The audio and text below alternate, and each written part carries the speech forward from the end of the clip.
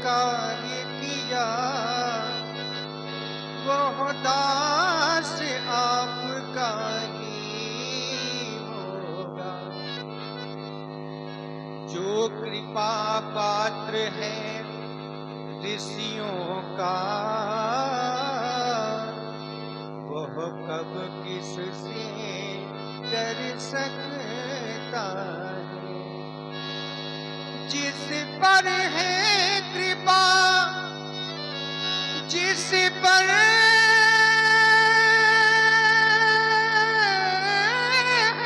कृपा ब्राह्मणों की,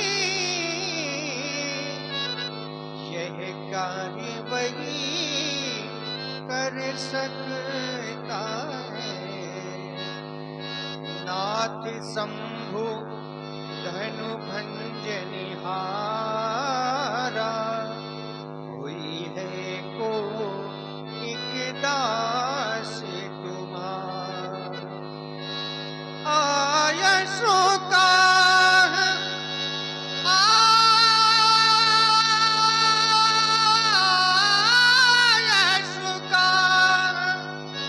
कहियक न मोही, आयसु का है कहियक न मोही। कहीं कहीं भगवान मेरे लिए क्या आ गया। सभी लोग भयभीत हो गए। सामान्य किसी में साहस नहीं रहा कि कोई हमारे समीप आ जाए। जान जान के भीड़ सभी लोग भयभीत हो गए। जब कोई नहीं आया तो तुम स्वयं आए। बोले श्री रघुवीर, सूरवंश में बड़े बड़े प्रतापशाली वैभवशाली महिपाल हुए, लेकिन रघु के पश्चात किसी को रघुवीर की उपाधि नहीं प्राप्त हुई। भानुवंश भय भूप घनेरे, अधिक एक से एक बड़े। तुम्हारे वचनों पर मैं चिंतन करता हूँ तो तुम्हारे वचन रचना से युक्त है। नाथ शंभु धनु भंजनिहारा, कोई क्यों होगा कोई। यहां पर अनिश्चय सर्वनाम का प्रयोग कर दिया। दास, जब मैं दास पर विचार करता हूं, देह बुद्धिया तो दासो हम, जीव बुद्धिया तो दर्शका, तत्व बुद्धिया तुम्हें वाहित में निश्चिता मति। जहां पर हम देह बुद्धि से विचार करते हैं तो स्वामी और दास का संबंध बन सकता है। जहां पर जीव बुद्धि से दर्शन करते हैं तो अंश, और जहां पर तत्व बुद्धि से विचार किया जाए तो तत्व बुद्धिया तुम्हें वाह, तत्व बुद्धि से जो तुम हो तो वही वो है। तो यहाँ पर तुम्हारे द्वारा देह बुद्धि का प्रयोग हुआ। लेकिन जब मैं और अधिक मीमांसा करता हूँ दास की, तो मोरे पौढ़ तनय समज्ञानी, पालक सुत सम दास अमानी, वो तो अमानी ही कोट में लिया गया है और उसके द्वारा ऐसा अपराध कभी नहीं हो सकता। तो दास तो बहुत दूर रहा, वो हमारी दृष्टि में सेवक की भी श्रेणी में नहीं है। क्यों कि सेवक का कर्तव्य निश्चित किया गया है। ब्याची सेवक सो, सेवक सो जो करे शिव का ही, और करनी कर करे नारायण। सेवक का काम है आकर करे सेवकाई, और शत्रुता का काम करके फिर हमसे कर लड़ाई। सेवक स्वाम स्वभाव सुभावन, नहीं प्रेम मत पावन पावन। सिर भर जाऊं चित मोरा, सब पे सेवा धर्म कठोरा। इसलिए जिसने ऐसा अपराध किया है वो हमारी दृष्टि में कैसा है। सुनहु राम, सुनहु राम यही शिव धनु तोरा, साहस बाहु समसोरि मोरा। इसलिए सुन लो कान खोल करके। राम जी से भगवान शिव के आयु का 2 खंडों में विभाजन किया है। वो महिष्मति नरेश कार्तवीर सहस्रा पाप के संकोट का हमारा शत्रु है, और उसके लिए केवल एक ही आदेश है, सो बिलगाओ। सो बिलगाऊ बिहारी समाजा, न तुम्हारे जय है सब राजा। सो बिलगाओ, वो सबसे अलग होकर हमारे पास आ जाए, समाज को छोड़ दे या समाज अलग हो जाए।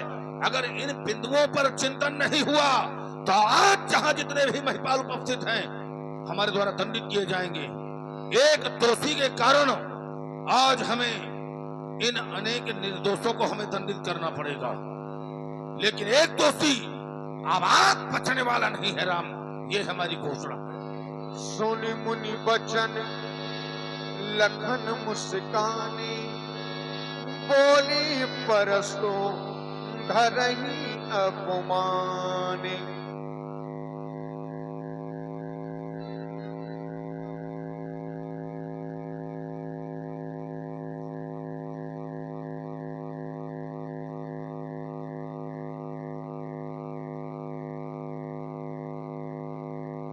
सुना आप लोगों ने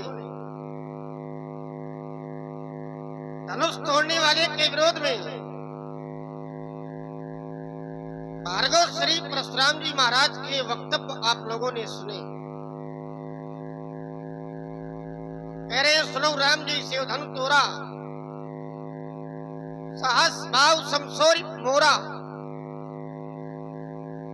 सो बिलगाऊ बिहाई समाजा, अरुनत मारे जिन्हें शव राजा। धनुष तोड़ने वाला सो बिलगाऊ, बिलग हो जाए, बिहाई माने छोड़कर, समाजा माने समाज को, वो धनुष तोड़ने वाला समाज छोड़ करके अलग हो जाए। और अगर ऐसा न किया गया तो फिर महात्मा जी के द्वारा व्यवहार क्या किया जाएगा? तो कह रहे कि एक दो राजा न मारे जाएंगे, क्योंकि एक दो राजाओं को मारने से महात्मा जी का काम बनने वाला नहीं है। क्या किया जाएगा? तो कह रहे हैं कि न तुम्हारे जन्मे सब राजा, सभी राजा मारे जाएंगे। तो कह रहे हैं अगर धनुष तोड़ने वाला न मिला तो एक दोषी के कारण अनेक निर्दोष मारे जाएंगे। ये बात हमें अच्छी नहीं लगी। एक दोषी के कारण अनेक निर्दोष मारे जाएं, ये तो न्याय नहीं है, ये तो नीति नहीं है, ये तो धर्म नहीं है। अरे भाई, अपराधी जो है, अपराधी को दंड दिया जाए, यही न्याय दंड संहिता का आधार है। और निर्दोष मारे जाएंगे अगर दोषी न मिला तो। और अगर निर्दोष मारे जाएंगे तो क्या परशुराम जी महाराज अपने जीवन के साथ में न्याय कर पाएंगे? क्योंकि ऐसे मुनि महात्मा जब धराधाम में आते हैं तो दोषियों को दंडित करने के लिए और निर्दोष की रक्षा करने के लिए यही इनका आने का हेतु है। परित्राणाय साधूनाम विनाशाय च दुष्टाम। क्या करते हैं? तो साधुओं की रक्षा, क्योंकि साधु निर्दोष है, और दोषियों का वध, दुष्टों का वध आने का हेतु भी यही है। तो कह रहे हैं कि एक दोषी के कारण अनेक निर्दोष मारे जाएंगे, तो ये नीति नहीं कहती है, ये धर्म नहीं कहता, ये अन्याय है, अनीति है, अधर्म है। दूसरी बात, यहाँ पर अनेक साधु राजा हैं। राजा दो प्रकार के हैं, एक तो साधु है, दूसरे असाधु। और सभी लोग धनुष तोड़ने के लिए नहीं गए। कुछ राजा ऐसे हैं जो धनुष तोड़ने के लिए गए, उनके जो कर्म है वो असाधु वाले हैं, दुष्ट वाले हैं, तो दुष्टों को दंड दिया जाए, ये तो नीति कहती है।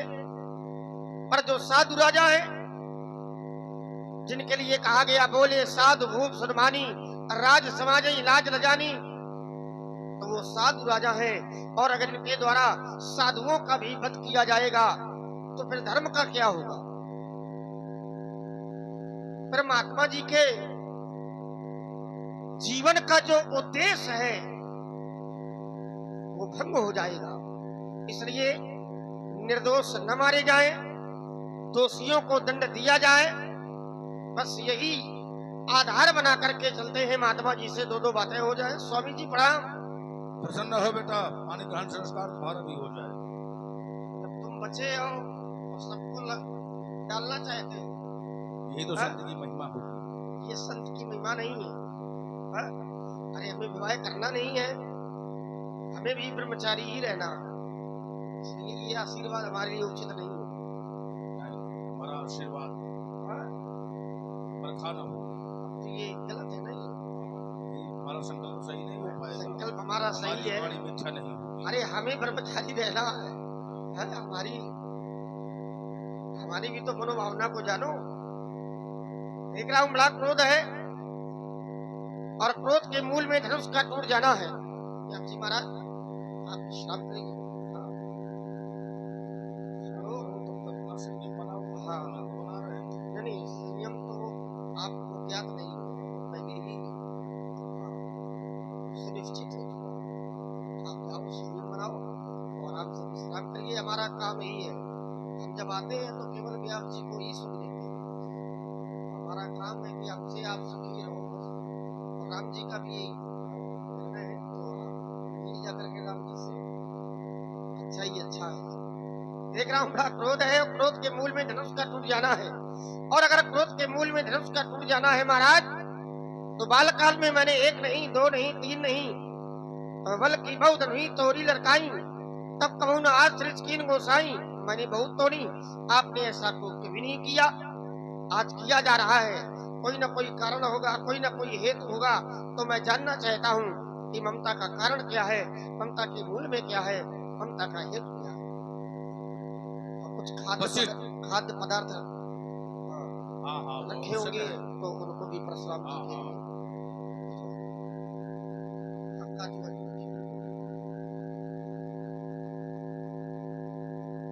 वशिष्ठ जी की विशिष्ट पाठशाला में तुमको ये संस्कार संपादित करवाए गए हैं राजकुमार।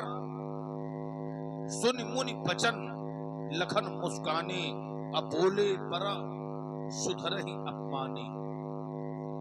देवर्षि नारद ने रुद्रगणों के मुस्काने पर श्राप दिया था। हमें हंसो सो लेहु फल, अब बहुर हंसो मुनि को। तो उसी जगह से भी राम लग गया था कि किसी मुनि को देख करके एक तो मुस्काना चाहिए, और देख करके मुस्काना, और उसमें भी अनुचित शब्द का प्रयोग करना। बोले पर सुधर ही संसार को हमने सुधार दिया है और हमें सुधारने में तुम लगे हो। और दो चार राजा बचे, इनको ठीक से समझाओ, इनको समझा ये भी चले जाएं।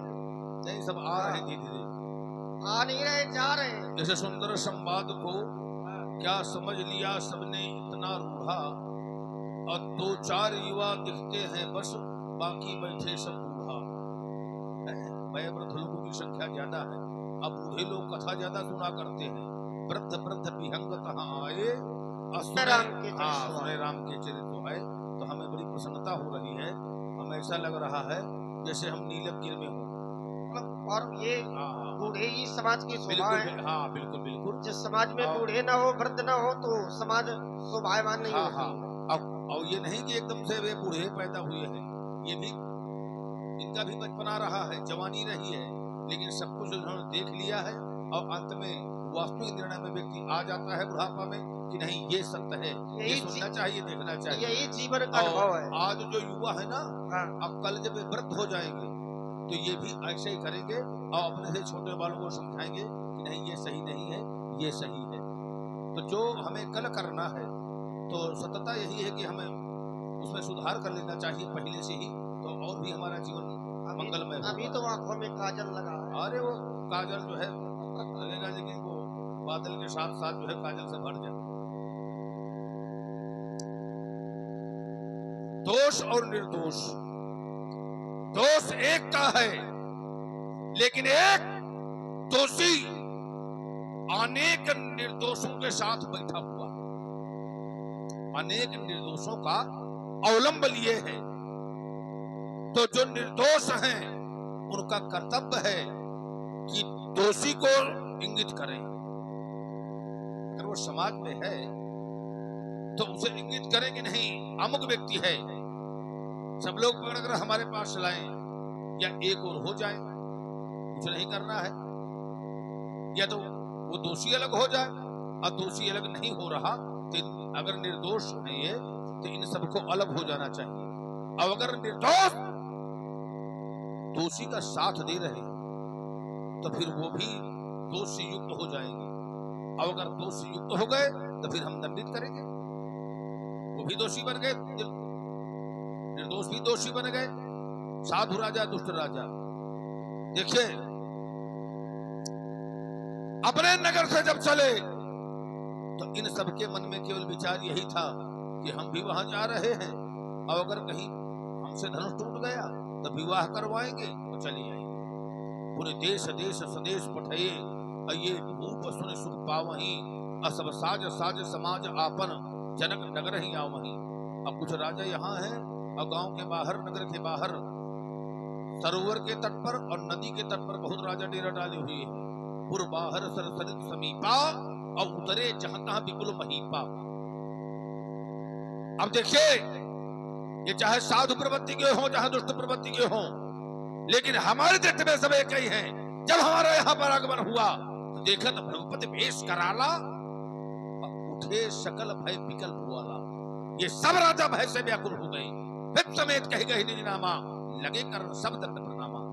तो हमें जो लक्षण दिखाई पड़े हैं इन सब में, तो एक ही प्रकार के दिखाई पड़े हैं, तो हमारी दृष्टि में एक ही है, दोष और निर्दोष।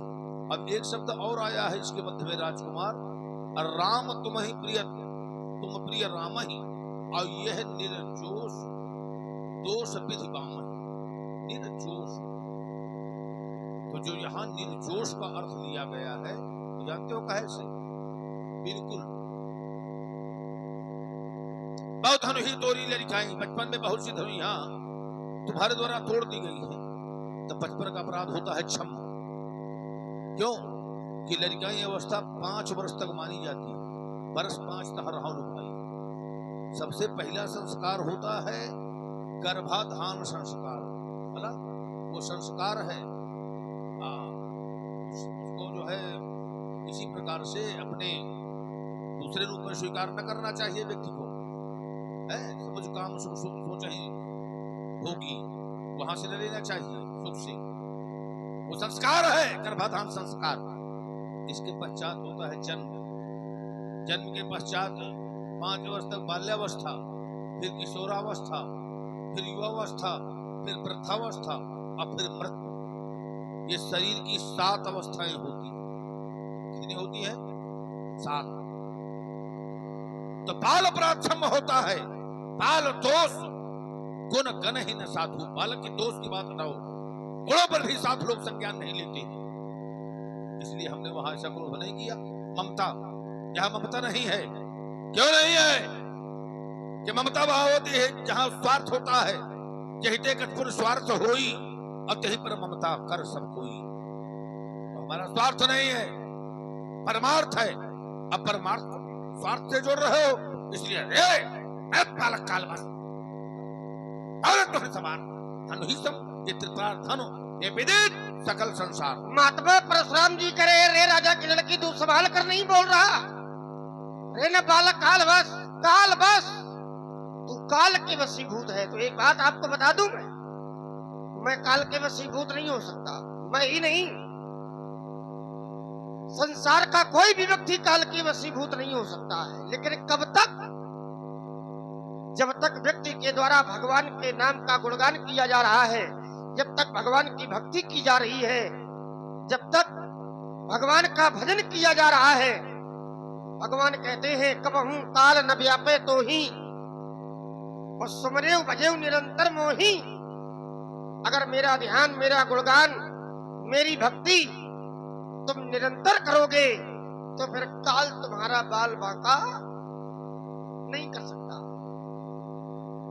हमारे लिए तो सिद्धांत है कौशलेश सुत लक्ष्मण रामा और कालव जीत सके संग्रामा।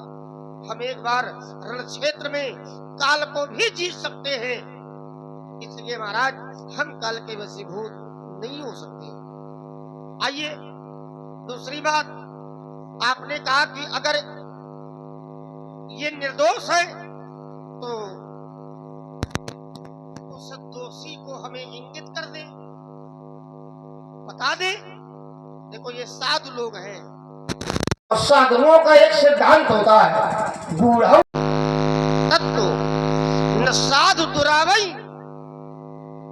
बूढ़ तत्व को भी साधु नहीं दुराते, लेकिन कहा तो बोले आरत अधिकारी जहां पावई।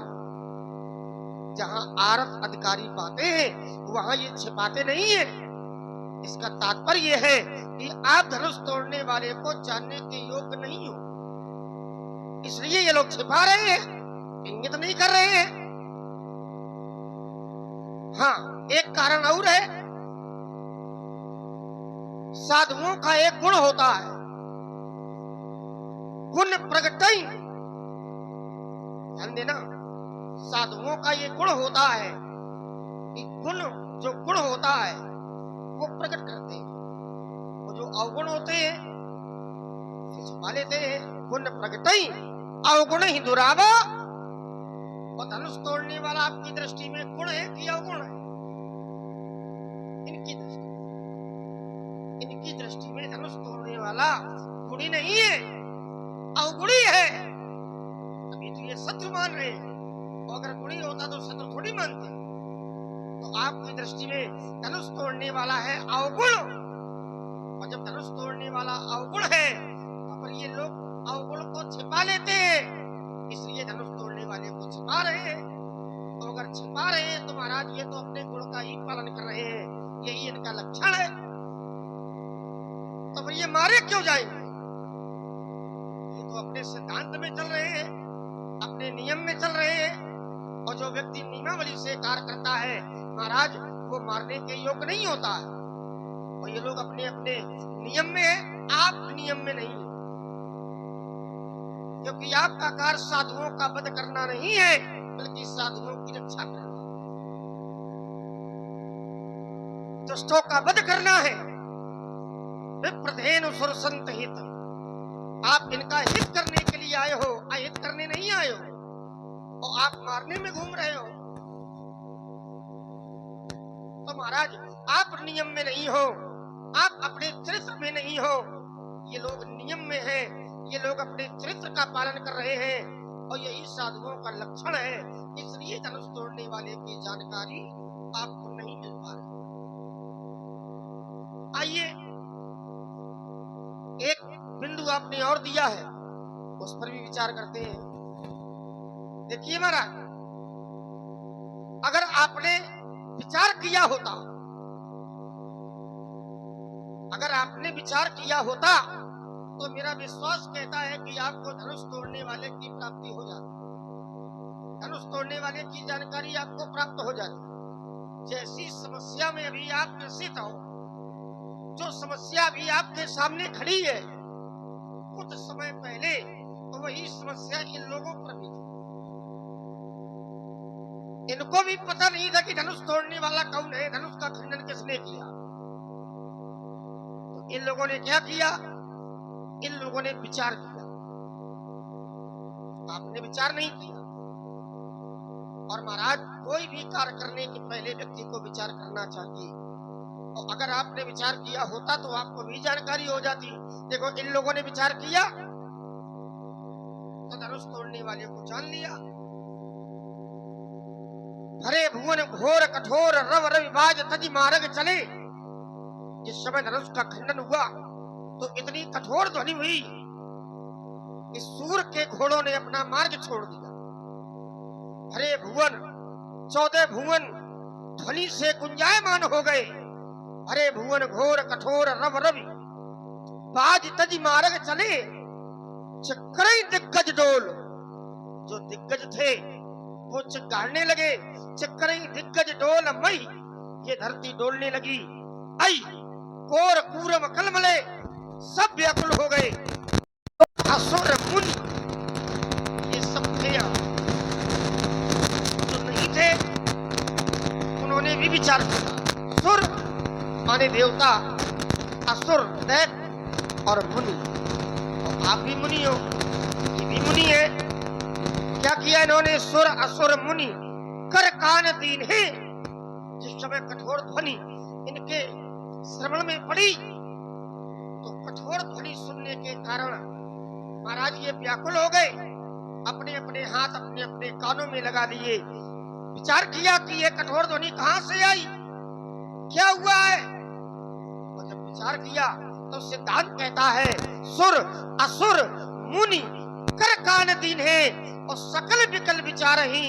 और जब विचार किया तो जान लिया कि कोदंड खंडेव, कोदंड खंडेव, धनुष का खंडन किसने किया। और जब जान लिया तो जान लिया। जानने के बाद ये लोग धनुष तोड़ने वाले का नाम लेकर के धनुष तोड़ने वाले की जय जयकार करते। विचार ही कोदंड खंडेव अमुक तुलसी जयति वचन उच्चार ही। और ऐसी जय जयकार हुई कि रही भुवन भरी जय जय वाली। महाराज 14 भुवनों में जय जयकार की ध्वनि गुंजायमान हो गई। रही भुवन भरी जय जय बानी और धनुष भंग ध्वनि जात ना जानी। और जब सब लोगों ने जान लिया तो सभी ने धनुष तोड़ने वाले के प्रति अपना अपना समर्पण कर दिया। कुछ लोग समर्पण में आ गए, कुछ लोग धनुष तोड़ने वाले के पक्ष में आ गए, कुछ लोगों ने ऐसे कर्म किए जिससे ये पता चला कि धनुष तोड़ने वाले ने धनुष का खंडन किया तो इनकी दृष्टि में कार्य अच्छा किया। क्या क्या किया? तो मिथिला के लोगों ने आरती उतार करके अपना समर्थन किया। मिथिला के लोग कैसे हैं? तो बोले पुर नर नारी सुभग सुचि संता और धर्मशील ज्ञानी गुण। जो संत लोग हैं, जो गुणज्ञ लोग हैं, पवित्र लोग हैं, मनीषी हैं, इन लोगों ने आरती के माध्यम से अपना समर्थन दिया। देवताओं ने जय जयकार के माध्यम से अपना समर्थन दिया। ऋषि मुनियों ने जय जयकार के माध्यम से अपना समर्थन दिया। ब्रह्मा जी भी लगे। अरे जिन्होंने सृष्टि उत्पन्न की है, हानि लाभ जीवन मरण यश अपयश विधिहात, ये सब जिनके हाथ में है, वो ब्रह्मा जी भी धनुष तोड़ने वाले के प्रति अपना समर्थन व्यक्त कर रहे हैं। कर क्या रहे हैं? तो बोले ब्रह्मादिक सुर सिद्ध मुनीषा। ब्रह्मा जी के द्वारा आशीर्वाद दिया जा रहा है, सिद्ध मुनियों के द्वारा प्रशंसा की जा रही है। महाराज इन कार्यों से ये पता लगता है, ये प्रमाणित होता है कि धनुष तोड़ने वाले के द्वारा कोई भी गलत कार्य नहीं किया। अगर गलत किया होता तो भैया क्या संत आरती उतारते, तो ब्रह्मा जी क्या आशीर्वाद देते। जो सिद्ध महात्मा है, जिन्होंने साधना के माध्यम से सिद्धि प्राप्त की है, क्या ऐसे लोग प्रशंसा करते? क्या आपके गांव में कोई मंदिर अगर तोड़ दे आकर, तो मंदिर तोड़ने वाले के प्रति क्या करोगे? आरती उतारोगे? क्या मारोगे तो 90 का कोड़ा बन जाए। क्या मंदिर तोड़ने वाले की, भगवान की मूर्ति तोड़ने वाले के प्रति, बलात्कार करने वाले, मान लीजिए यज्ञ हो रहा है, भैया कोई व्यक्ति आकर के यज्ञ में बाधा उत्पन्न करने लगे, तो पूरा गांव एकत्रित हो जाएगा और जैसे वो भागेगा नहीं, उसे भागना है ना। तो ये सिद्धांत है। अगर कोई अपराधी एक स्थान पर खड़ा है, अपराधी छोड़ो महाराज, अगर परमात्मा भी एक स्थान पर खड़े हो जाएं तो सारे संसार के लोग मिलकर के उनका विरोध करने लगे, तो सिद्धांत कहता है भूत द्रोह तिष्ठे नहीं सोई, 14 भुवन एक पति होई। अगर 14 भुवनों का स्वामी भी एक पक्ष में खड़ा है और दूसरे पक्ष में सभी जीवों का विरोध हो जाए, तो 14 भुवनों के स्वामी को भी वहां से भागना देगा। और महाराज अगर गलत कार्य होता तो ये विरोध में खड़े हो जाते, तो धनुष तोड़ने वाले को भी यहाँ से भागना होता। इस पर विचार करो, और विचार के बाद अगर विचार करोगे तो ये कार्य अच्छा है बुरा है, तब निष्कर्ष पहुंचेगा। अच्छे लोग हैं, बढ़िया दिव्य लोग हैं, तो भोजन मंगवा दिया जाए, आराम से भोजन करो। बढ़िया गाँव है, दूध मंगवा दे, दूध पियो। हाँ या वैसे भी ब्राह्मण जब अधिक क्रोध में हो तो कर दो। हाँ एक तो भोजन करवा दो, पैर छू लो, दक्षिणा दो। हाँ अच्छा, जितना क्रोध में होते अच्छे लोग हैं सब। तो कन्या का विवाह है, अच्छा जिसकी कन्या का विवाह होता है भैया, तो विरोधी भी सहयोग की भावना रखते हैं कि हम रोज लड़ेंगे, रोज विरोध करेंगे, पर आज नहीं करेंगे। क्यों? क्योंकि आज कन्या का विवाह है। तो कन्या के विवाह में विरोधी भी सहयोग करते हैं। अरे तुम सहयोग न कर दो, पत्रों तो न करो, तुम देखा पत्रों तो न करो।